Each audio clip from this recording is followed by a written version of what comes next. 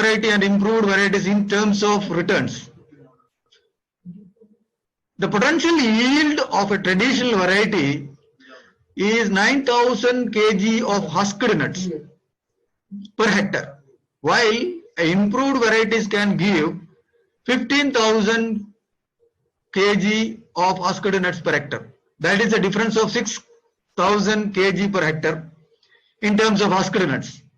Today's market rate that will turn out to be 1.8 lakhs per hectare. And in terms of copra per palm, it is 15 kg in the traditional varieties and it is 25 kg in the case of improved varieties. These are potential yield I am talking about, and the difference is 10 kg per copra per palm. We have various technologies that is developed for production of hybrids, and one of that is the technology that is used for preserving the pollen, which has to be used for hybrid production. Now let us come to the process of seedling production. There are two kinds of varieties, as I was telling, selection varieties and hybrid varieties. In the case of selection variety, the first thing that we have to do is select the coconut garden, where we can select good mother palms. There are various criteria for coconut selection of coconut garden and mother palms. I am not describing that right now. Whoever is interested in that can interact with us. We will discuss that. I am only talking about the process that is involved. And after selection of the mother palms, we will go for selection of the seed nuts. Then in the case of tall, we have to store the seed nut maybe up to 3 months. And in the case of dwarf, we can store the seed nut up to 50 to 60 days. That is up to 2 months. Then we have to prepare the land for nursery. Then we have to sow the seed nut. Sowing also, the different methods are there, which we can discuss. Those who are interested can interact with us. Then we have to maintain nursery in terms of irrigation, weeding. And there are three most important selection stages in coconut seedling production. One is mother palm selection, second one is seed nut selection, and the third and most important is selection of the seedling. So we have to select seedlings based on certain criteria. Then removing the seedling from the bed and distributing the seedlings. In the case of hybrid varieties, all this process will be there. In addition to that, we have to select the parents of hybrids for crossing, and we have to actually do the artificial pollination for producing the seed nut. Now let us come to the enterprise of coconut seedling production. Our product is quality coconut seedlings, and our customer is mostly farmers. Only the corporate planters will be minimal in number, but mostly we are addressing coconut farmers, mostly marginal farmers. Then our market is around 15 million seedlings per annum. Now where we can have this enterprise? Any coconut growing area. Why coconut growing area? The most important thing is transportation of the seedlings. Being a biological material that is a living one, it's all highly perishable items. After removing from the nursery, this has to be planted within a week or within 1 or 2 days. So that is why if we can produce coconut seedlings where actually it is required in a decentralized manner, that will be the best. Another thing that is required is irrigation facility. We have to irrigate the seedling maybe for 6 months. Normally 1-year-old seedlings will be sold. So if we are having an area where rainfall is for 5 to 6 months, the rest of the months we have to irrigate the nursery.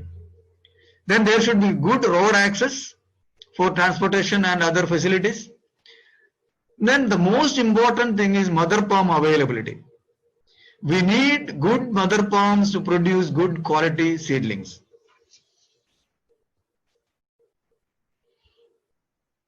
Now the capital requirement for production of 25,000 seedlings, we need a nursery area of 1 acre and 1 hectare seed garden. Where we normally have 175 palms, we can select 100 mother palms, quality mother palms, and that will give us in an annum 5,000 seedlings. That is if we have our own seed garden developed. Suppose we have a seed garden selected in a farmer's garden where 175 palms are there. At the most we can select maybe 50 mother palms. So that will give us 2,500 seedlings. Another requirement is irrigation facility. We need well, we need pump and drip for palms and overhead micro jets for seedlings. Mother palm requirement, we can either have own seed garden or we can have a leased palms from farmer's seed garden, or we can select palms from farmer's seed garden, farmer's garden. In terms of cost, the land cost may be around 10 to 50,000 lease cost if you are leasing the palm, leasing the land. If you are developing own seed garden, the capital outlay that may be required is anywhere between 10 to 15 lakh. This will be more than that if you are planning in Kerala, where the land is very costly. The irrigation facility, we need to spend around 2 to 3 lakhs per acre of nursery. And for the 1 hectare seed garden, we may have to spend around 1 lakhs excluding well and palm. Then mother palms, if you are leasing the mother palms from farmers, maybe around 1,000 to 2,000 per palm per annum. If you are selecting the palms and you are buying the seed nut from the farmer, per seed nut of selection variety, we may have to give around 50 rupees per nut, and if it is hybrid seed nut, maybe around 60 rupees per nut. Then operation expenses for irrigation, pump and drip maintenance cost will be there. Mother palms cultivation maintenance cost will be there. Then mainly manpower. We need climbers trained in pollination, and we need 1 such climber for every 50 palms. And we need nursery assistant. 1 person is required per acre. The cost will be for maintenance of irrigation around 10,000 rupees per annum per acre. And mother palm, if you are owning the mother palm, it will be around 100 rupees per palm per annum. And the manpower cost will be 1,000 rupees for trained climber who is trained in pollination. And for the nursery assistant, it will be around 800 rupees per day. And I have given a picture of 1 acre nursery with selected mother palms. That is for selection varieties. The capital cost will be in it for land lease around 50,000 and irrigation around 3 lakh rupees. Recurring cost for maintenance, it is irrigation 10,000. Purchase of seed nut, that will be around 12.5 lakhs. Miscellaneous expenses will be around 1 lakh. And salary component for the climbers and nursery assistant will be 2.8 lakhs. So if you work out cost per seedlings in a 1 acre nursery of 25,000 seedlings, and please note that in 25,000 seedlings, you will be able to select only 15,000 seedlings for distribution as quality seedlings. So our total expense will be around 16 to 17 lakhs per acre.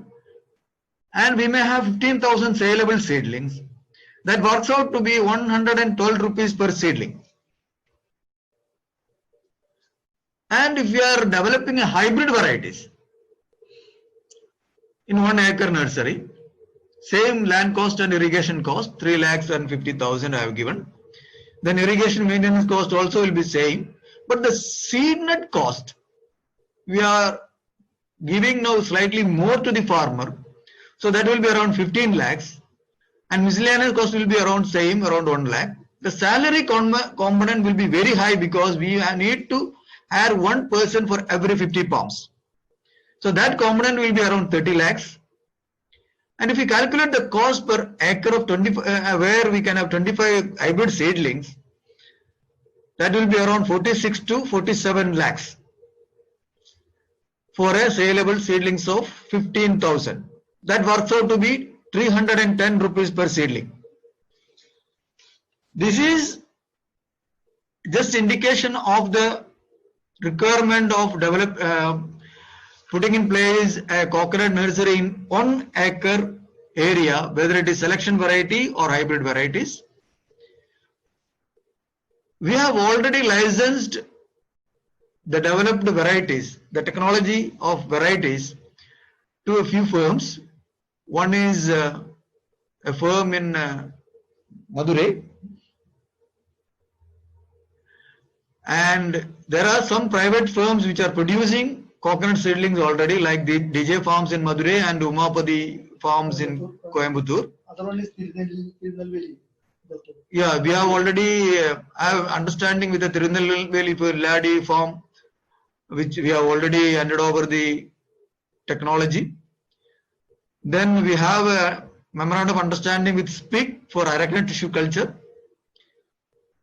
This is in short the seed business and of CPCRI.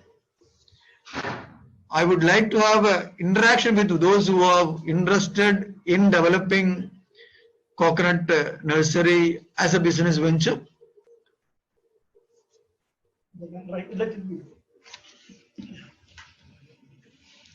So, thank you, Shamsuddin. Shall we have a brief presentation on or brief summary from in Kannada and Tamil? Kannadaiലും തമിഴിലും വേണോ? Or interaction straight away too?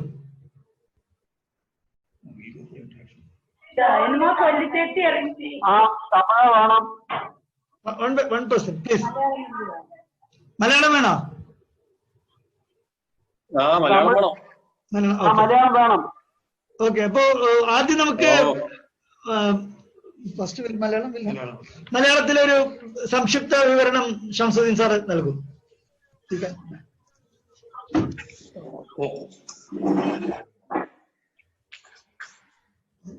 എല്ലാം നമ്മളെല്ലാം പറയുന്നില്ല. Demand എന്ന് പറയുന്നത് seedling coconut സീഡ്ലിംഗിന്റെ demand എന്ന് പറയുന്നത് ഒരു കൊല്ലം ഏകദേശം 15 മില്യൺ, അതായത് 150 ലക്ഷം സീഡ്ലിങ്സ് ആണ്. അത് ഇപ്പം നമ്മൾക്ക് പ്രൊഡക്ഷൻ ഉള്ളത് ഏകദേശം 8 മില്യൺ, അതായത് 80 ലക്ഷത്തോളം സീഡ്ലിംഗ് ആണ്. കൂടുതലും CPCRI, CDB, യൂണിവേഴ്സിറ്റീസ്, പിന്നെ കുറച്ച് private nurseries, private firms seedlings ഉണ്ടാക്കുന്നുണ്ട്. ഇന്ന് സീഡ്ലിങ്സ് കൂടുതലും ഇംപ്രൂവ്ഡ് വെറൈറ്റീസിലാണ് കൃഷിക്കാർക്ക് ആവശ്യമുള്ളത്.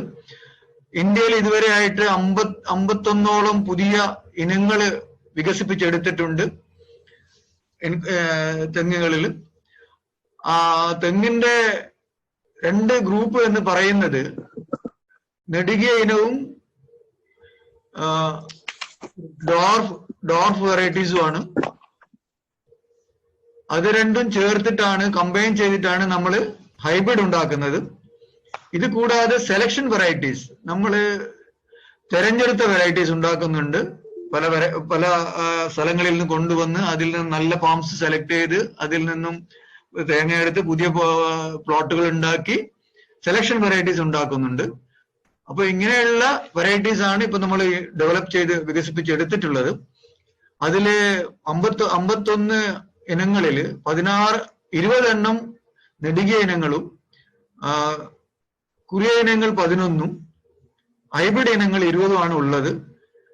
തെങ്ങിൽ കൊപ്രയ്ക്ക് മാത്രം പറ്റിയ 35 ഇനങ്ങളും ഇളനീരിന് പറ്റിയ 16 ഇനങ്ങളും ഇത് രണ്ടിനും ഉപയോഗിക്കാവുന്ന 6 ഇനങ്ങളുമാണ് വികസിപ്പിച്ചെടുത്തിട്ടുള്ളത്.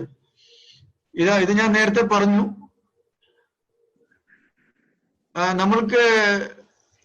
നമ്മൾ ട്രഡീഷണൽ ആയിട്ട് നമ്മൾ തനതായിട്ട് കൃഷി ചെയ്യുന്ന തെങ്ങിനങ്ങളും പുതിയ ഇനങ്ങളും തമ്മിലുള്ള വ്യത്യാസം എന്ന് പറയുന്നത്, നമ്മൾ എണ്ണം നോക്കിയാൽ, അതായത് പൊതിച്ച തേങ്ങയുടെ എണ്ണം നോക്കുകയാണെങ്കിൽ, വെയിറ്റ് നോക്കുകയാണെങ്കിൽ, സാധാരണ ഇനങ്ങൾ നമുക്ക് 9000 കിലോ ആണ് കിട്ടുന്നതെങ്കിൽ ഒരു ഹെക്ടറിൽ, വികസിപ്പിച്ച ഇനങ്ങളിൽ മുന്തിയ ഇനങ്ങളിൽ നമുക്ക് 15,000 കിലോ ഒരു ഹെക്ടറിൽ ലഭിക്കുന്നതാണ്. അതായത് നമുക്ക് 6000 കിലോ അധികം ലഭിക്കും. ഇന്നത്തെ ഒരു മാർക്കറ്റ് റേറ്റ് വെച്ചിട്ട് അത് ഒരു 1.5 lakhs കൂടുതലായിരിക്കും അതിന്റെ ഡിഫറൻസ് എന്ന് പറയുന്നത്. അതുപോലെ കൊപ്ര നോക്കുകയാണെങ്കിൽ 15 കിലോ കൊപ്ര പെർ പാമാണ് ഏറ്റവും കൂടുതൽ നമുക്ക് തനതായ ഇനങ്ങളിൽ കിട്ടുന്നത്. അത് നമുക്ക് 25 കിലോ ആയിട്ട് കൂട്ടാൻ പറ്റും. അതായത് 10 കിലോ വരെ നമുക്ക് ഒരു പാമിന്റെ കൊപ്രയിൽ നിന്നുള്ള ഉൽപാദനം കൂട്ടാൻ പറ്റും പുതിയ ഇനങ്ങൾ കൃഷി ചെയ്യുമ്പോൾ. അപ്പൊ ഇത് എങ്ങനെയാണ് പുതിയ ഇനങ്ങൾ ഉണ്ടാക്കുന്നത്, പുതിയ തെങ്ങിൻ തൈകൾ എങ്ങനെയാണ് ഉണ്ടാക്കുന്നത് എന്നതിനെ കുറിച്ചിട്ടുള്ള ഒരു വിവരണമാണ്. 2 തരം ഇനങ്ങളാണ് ഉള്ളത്. സെലക്ഷൻ, തെരഞ്ഞെടുത്ത ഇനങ്ങളും പിന്നെ സങ്കര ഇനങ്ങളും, ഹൈബ്രിഡ് വെറൈറ്റീസും. അപ്പൊ സാധാരണ തെരഞ്ഞെടുത്ത ഇനങ്ങൾ ഉണ്ടാക്കുന്നത് നമ്മൾ ആദ്യം നല്ല ഒരു തോട്ടം തെരഞ്ഞെടുക്കണം, അല്ലെങ്കിൽ നമ്മൾക്ക് ആ ഇനത്തിന്റെ തന്നെ ഒരു തോട്ടം ഉണ്ടാക്കിയെടുക്കണം. അതിൽ നിന്ന് നമ്മൾ നല്ല മദർ പാംസിനെ നമ്മൾ ആദ്യം തിരഞ്ഞെടുക്കുന്നു. എന്നിട്ട് അതിൽ നിന്ന് സീഡ് നട്ട് എടുത്തിട്ട് നല്ല ഇനം സീഡ് നട്ടിനെ തിരഞ്ഞെടുക്കുന്നു. സാധാരണ തെങ്ങില് ഒരു സീഡ് നട്ട് നമുക്ക് 3 മാസം വരെ, ടോൾ വെറൈറ്റീസിൽ 3 മാസം വരെ നമുക്ക് ശേഖരിച്ച് വെക്കാൻ പറ്റും. അത് കുറിയ ഇനങ്ങളിലാണെങ്കിൽ 2 മാസം വരെ പറ്റുള്ളൂ.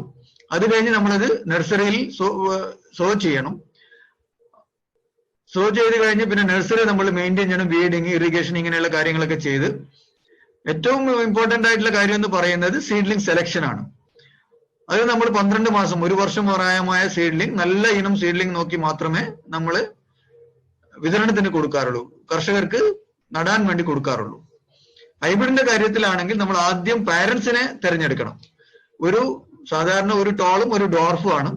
അത് പാരന്റ്സിനെ തിരഞ്ഞെടുത്ത് കഴിഞ്ഞാൽ അതിനെ നമുക്ക് ആർട്ടിഫിഷ്യൽ ആയിട്ട്, കൃത്രിമമായിട്ട് പരാഗണം ചെയ്യണം. എന്നിട്ടാണ് നമ്മൾ സങ്കര ഇനങ്ങൾ ഉണ്ടാക്കിയെടുക്കുന്നത്. പിന്നെ ഇപ്പൊ ഇതിന്റെ ഈ ബിസിനസ് എന്ന് പറയുന്നത്, quality planting material production in coconut എന്ന ഒരു എന്റർപ്രൈസിന്റെ ബിസിനസ് എന്ന് പറയുന്നത്, നമ്മളെ പ്രൊഡക്റ്റ് ക്വാളിറ്റി കോക്കനട്ട് സീഡ്ലിംഗ് ആണ്. നമ്മൾ കസ്റ്റമർ ഫാർമേഴ്സ് ആണ്, കൃഷിക്കാരാണ്. മാർക്കറ്റ് സൈസ് എന്ന് പറയുന്നത് ഏകദേശം 15 മില്യൺ സീഡ്ലിംഗ്സ് ഒരു കൊല്ലത്തിൽ. ഇത് എവിടെയാണ് നമ്മൾക്കിത് ചെയ്യാൻ പറ്റുക? നമ്മൾ കോക്കനട്ട് കൃഷി ചെയ്യുന്ന ഏത് സ്ഥലത്തും നമുക്ക് ഇത് ഉണ്ടാക്കാം. നമുക്ക് വേണ്ടത് നല്ല ജലസേചനത്തിനുള്ള സംവിധാനം വേണം, റോഡ് തുടങ്ങിയ സൗകര്യങ്ങൾ വേണം, പിന്നെ നല്ല ഇനം മാതൃവൃക്ഷങ്ങൾ അത്യാവശ്യമാണ്. നമുക്ക് ഈ ബിസിനസ് തുടങ്ങാൻ 1 ഏക്കർ നഴ്സറിയിൽ നമുക്ക് 25,000 സീഡ്ലിംഗ് ആണ് ഉണ്ടാക്കാൻ പറ്റുക. അതിന് 1 ഹെക്ടർ സീഡ് ഗാർഡൻ, നമ്മൾക്ക് സ്വന്തമായിട്ട് സീഡ് ഗാർഡൻ നമ്മൾ ഡെവലപ്പ് ചെയ്ത് എടുത്താൽ 175 പാമാണ് 1 ഹെക്ടറിൽ ഉണ്ടാവുക. അതിലൊരു 100 പാമ്പ് വരെ നമുക്ക് സെലക്ട് ചെയ്ത് എടുക്കാം. അതിൽ നമുക്ക് 5000 സീഡ്ലിങ്സ് നമുക്ക് ഉണ്ടാക്കാൻ പറ്റും 1 ഹെക്ടർ സീഡ് ഗാർഡനിൽ. അതേസമയം നമ്മൾ ഫാർമർ ഗാർഡൻ ആണ് നോക്കുന്നതെങ്കിൽ അവിടെ നിന്ന് സെലക്ട് ചെയ്യുമ്പോൾ ഒരു 175 പാംസ് ഉള്ള 1 ഹെക്ടറിൽ നിന്ന് നമുക്ക് ഏകദേശം 50 പാംസ് മാത്രമേ കിട്ടുള്ളൂ നല്ല ഇനം.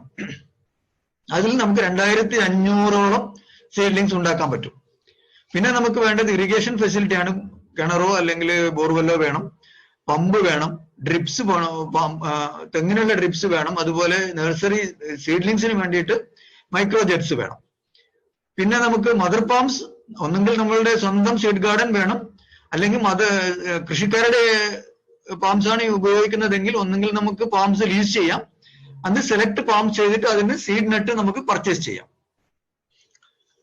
ഇപ്പൊ ഇതിന്റെ കോസ്റ്റ് എന്ന് പറയുന്നത് 1 ഏക്കർ നഴ്സറി ഉണ്ടാക്കാൻ ഏകദേശം 10,000 മുതൽ 50,000 രൂപ വരെ ലീസിന് എടുക്കുകയാണെങ്കിൽ വേണ്ടിവരും.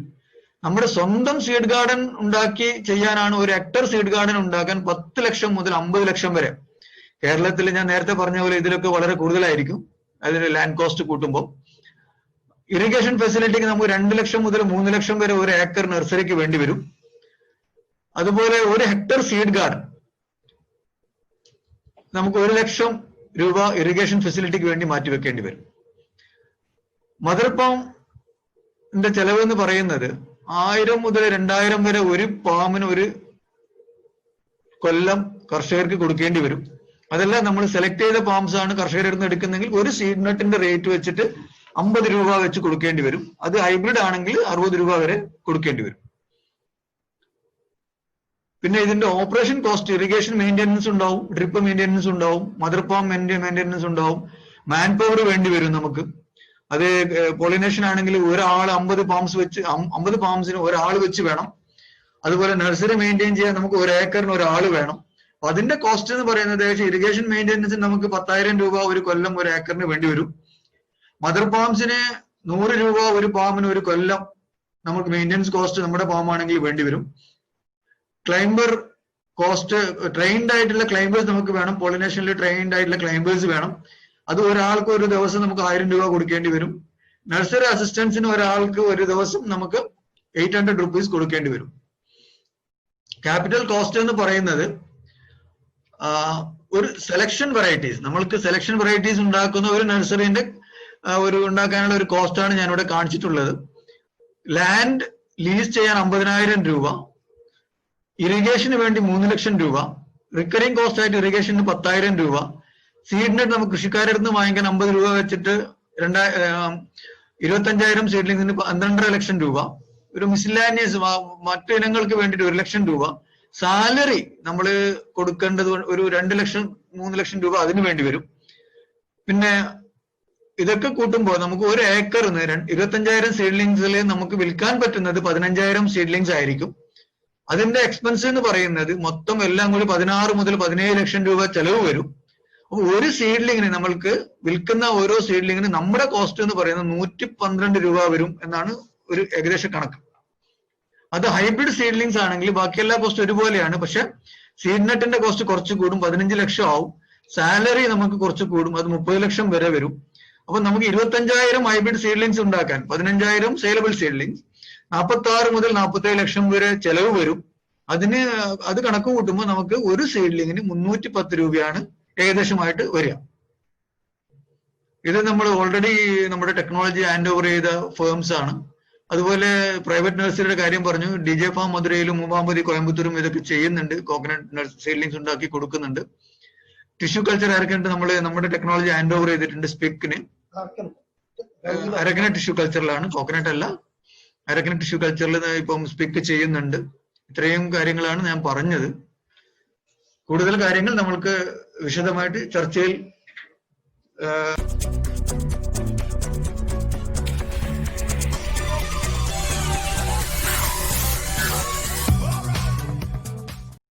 ವಂದನೆಗಳು. ನಿಮಗೆಲ್ಲ ಗೊತ್ತಿರೋ ಹಾಗೆ ಡಾಕ್ಟರ್ ಕೆ ಮುರಳೀಧರನ್ ಸರ್ ನೇತೃತ್ವದಲ್ಲಿ ನಮ್ಮ CPCRI ಅಲ್ಲಿ ಪ್ರತಿ ಶನಿವಾರ ಒಂದು ಟಾಪಿಕ್ ಬಗ್ಗೆ ರೈತರಿಗೆ ವಿಡಿಯೋ ಆನ್ಲೈನ್ ಮೂಲಕ ಮಾಹಿತಿಯನ್ನ ಕೊಡ್ತಾ ಇದ್ದೇವೆ.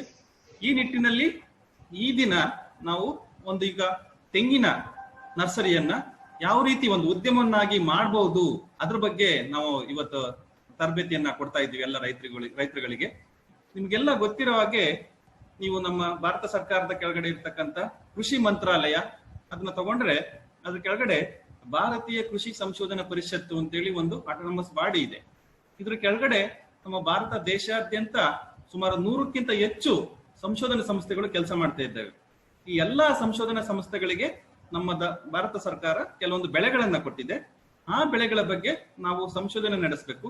ಸಂಶೋಧನೆ ನಡೆಸಿ ತಂತ್ರಜ್ಞಾನಗಳನ್ನ ಅಭಿವೃದ್ಧಿ ಪಡಿಸಬೇಕು. ಈ ತಂತ್ರಜ್ಞಾನಗಳಂದ್ರೆ ಹೊಸ ಹೊಸ ತಳಿಗಳಿರ್ಬೋದು, ಅಥವಾ ಅದಕ್ಕೆ ಎಷ್ಟು ಅಂತರ ಕೊಡ್ಬೇಕಾಗ್ತದೆ, ಎಷ್ಟು ಗೊಬ್ಬರ ಕೊಡ್ಬೇಕಾಗ್ತದೆ, ಯಾವ ರೀತಿ ಕೊಡ್ಬೇಕಾಗ್ತದೆ, ಯಾವ ಟೈಮಲ್ಲಿ ಕೊಡ್ಬೇಕಾಗ್ತದೆ, ಅದಕ್ಕೆಲ್ಲ ಯಾವ ರೋಗಗಳು ಬರ್ತದೆ, ಕೀಟಗಳು ಬರ್ತದೆ, ಅದನ್ನ ಯಾವ ರೀತಿ ನಾವು ಸಮಗ್ರವಾಗಿ ನಿರ್ವಹಣೆ ಮಾಡಬೇಕು, ಅದಕ್ಕೆಲ್ಲ ಎಷ್ಟು ನೀರ್ ಬೇಕಾಗ್ತದೆ, ಯಾವ ಟೈಮಲ್ಲಿ ಕೊಡ್ಬೇಕಾಗ್ತದೆ, ಯಾವ ಪದ್ಧತಿಯಲ್ಲಿ ಕೊಡ್ಬೇಕಾಗ್ತದೆ, ಹೀಗೆ ತಂತ್ರಜ್ಞಾನಗಳನ್ನ ಅಭಿವೃದ್ಧಿಪಡಿಸಿ ರೈತರಿಗೆ ತಲುಪಿಸ್ತಕ್ಕಂಥದ್ದು.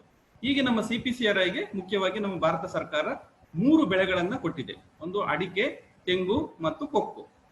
ಈ 3 ಬೆಳೆಗಳ ಬಗ್ಗೆ ನಮ್ಮ CPCRIಯಲ್ಲಿ ಸಂಶೋಧನೆ ನಡೆಸಿ ತಂತ್ರಜ್ಞಾನಗಳನ್ನು ಅಭಿವೃದ್ಧಿಪಡಿಸಿ ರೈತರಿಗೆ ತಲುಪಿಸ್ತಾ ಇದ್ದೇವೆ.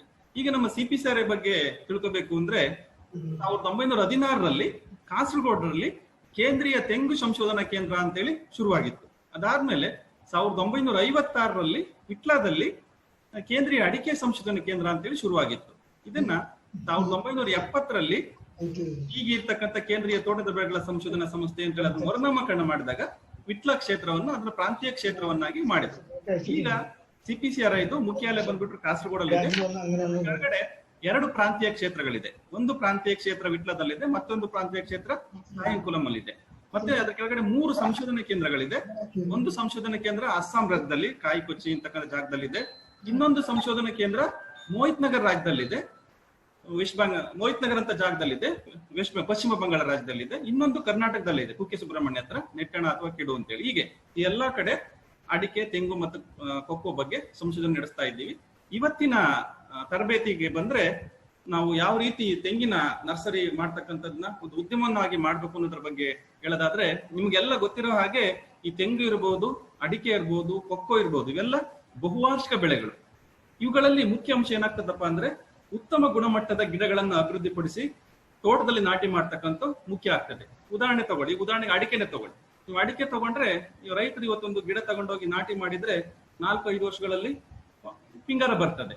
ಅದಾದ್ಮೇಲೆ ನಿಮಗೆ ಅಡಿಕೆಯಿಂದ ಒಳ್ಳೆ ಇಳುವರಿ ಪಡಿಬೇಕು ಅಂದ್ರೆ 7-8 ವರ್ಷ ಆದ್ಮೇಲೆ ನಿಮಗೆ ಒಳ್ಳೆ ಇಳುವರಿ ಬರ್ಲಿಕ್ಕೆ ಶುರು ಆಗ್ತದೆ. ಅಂದ್ರೆ ನೀವು ಒಂದು ಅಡಿಕೆ ಸಸಿನ ನೀವು ಇವತ್ತು ನಟ್ರೆ 7-8 ವರ್ಷ ಆದ್ಮೇಲೆ ಗೊತ್ತಾಗ್ತದೆ ಅದು ಒಳ್ಳೆ ಗಿಡನ ನಿಮ್ ತೋಟದಲ್ಲಿ ನಾಟಿ ಮಾಡಿದ್ದು ಅಥವಾ ಒಳ್ಳೇದಲ್ವಾ ಅಂತೇಳಿ. ಈಗ ನೀವು 7-8 ವರ್ಷ ಆದ್ಮೇಲೆ ತೋಟದಲ್ಲಿ ನಾಟಿ ಮಾಡಿರ್ತಕ್ಕಂಥ ಗಿಡ ಉತ್ತಮ ಗುಣಮಟ್ಟದ್ದಲ್ಲ ಅಂತ ಗೊತ್ತಾದ್ರೆ ನೀವು ಎಷ್ಟು ಟೈಮ್ ವೇಸ್ಟ್ ಆಗಿರ್ತದೆ, ನೀವು ಅದಕ್ಕೆ ಎಷ್ಟು ಖರ್ಚು ಮಾಡಿರ್ತೀರಿ, ಬೆಳೆಸ್ಲಿಕ್ಕೆ ಎಷ್ಟು ಕಷ್ಟಪಟ್ಟಿರ್ತೀರಿ, ಎಲ್ಲ ವ್ಯರ್ಥ ಆಗ್ತದೆ. ಅದಕ್ಕೋಸ್ಕರ ಈ ಬಹುವಾರ್ಷಿಕ ಬೆಳೆಗಳಲ್ಲೆಲ್ಲ ಅತ್ಯಂತ ಗುಣಮಟ್ಟದ ಗಿಡಗಳನ್ನ ನಿಮ್ಮ ತೋಟದಲ್ಲಿ ನಾಟಿ ಮಾಡ್ತಕ್ಕಂಥದ್ದು ಪ್ರಮುಖ ಅಂಶ ಆಗಿರ್ತದೆ. ಈ ನಿಟ್ಟಿನಲ್ಲಿ ನಮ್ಮ ತೆಂಗಿಗೆ ಬಂದ್ರೆ ಇದರಲ್ಲೂ ಸಹ ಇವತ್ತಿನ ದಿನಗಳಲ್ಲಿ ತಗೊಂಡ್ರೆ ಇವತ್ತು ನಮ್ಮಲ್ಲಿ ಬೇಡಿಕೆ ಇರ್ತಕ್ಕಂಥದ್ದು ಸುಮಾರು 150 ಲಕ್ಷ ಗಿಡಗಳಿಗೆ ತೆಂಗಿನಲ್ಲಿ ಇರ್ತಕ್ಕಂಥದ್ದು.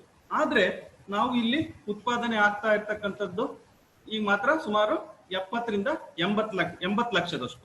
ಇನ್ನೂ ಸಹ ಉತ್ಪಾದನೆ ಕಡಿಮೆ ಆಗ್ತಾ ಇದೆ. ಉತ್ತಮ ಗುಣಮಟ್ಟದ ಗಿಡಗಳು ಈಗ ತುಂಬಾ ಬೇಡಿಕೆ ಇದೆ. ಅದಕ್ಕೋಸ್ಕರ ಈಗ ಬೇಡಿಕೆ ಇರ್ತಕ್ಕಂಥದ್ದನ್ನ ಯಾರ್ಯಾರು ಇಂಟ್ರೆಸ್ಟ್ ಇರ್ತಕ್ಕಂಥವ್ರು, ಆಸಕ್ತಿ ಇರ್ತಕ್ಕಂಥ ರೈತರುಗಳಿರ್ಬೋದು, ಯಾರಾದ್ರೂ ಆಗ್ಲಿ ಇದನ್ನ ಒಂದು ಉದ್ಯಮವನ್ನಾಗಿ ಮಾಡಿಕೊಂಡು ಇದರಿಂದ ಆದಾಯವನ್ನು ಸಹ ಗಳಿಸಬಹುದು ಅಂತೇಳಿ ನಮ್ಮ CPCRI ಕಡೆಯಿಂದ ಹೇಳಲಿಕ್ಕೆ ಇಷ್ಟಪಡ್ತಿದ್ದಾರೆ.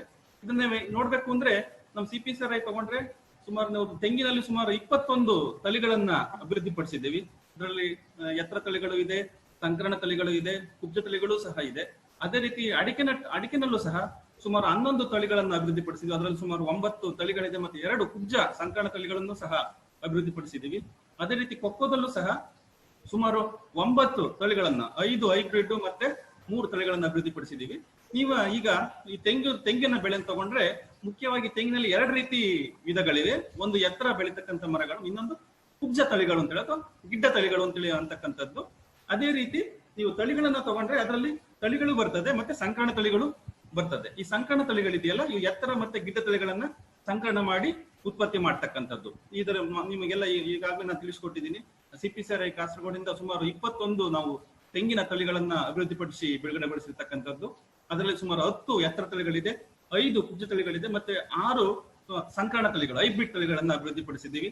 ಅದೇ ರೀತಿ ನಿಮಗೆ ಇದರಲ್ಲಿ ನೋಡಿ, ನಾವು CPCRI ಅಲ್ಲಿ ಅಭಿವೃದ್ಧಿಪಡಿಸತಕ್ಕಂಥ ತಳಿಗಳು ತಗೊಂಡ್ರೆ ನಿಮಗೆ ಹೈಬ್ರಿಡ್ಗಳಲ್ಲಿ ಮುಖ್ಯವಾಗಿ ಸಂಕರಣ ತಳಿಗಳಲ್ಲಿ ಚಂದ್ರ ಲಕ್ಷ ಅಂತೇಳಿ ಇದೆ, ಚಂದ್ರ ಸಂಕರ ಅಂತೇಳಿ ಮತ್ತೊಂದಿದೆ, ಮತ್ತೆ ಕೀರ ಸಂಕರ ಅಂತೇಳಿ ಮತ್ತೊಂದು ಅಭಿವೃದ್ಧಿಪಡಿಸಿದ್ದೀವಿ.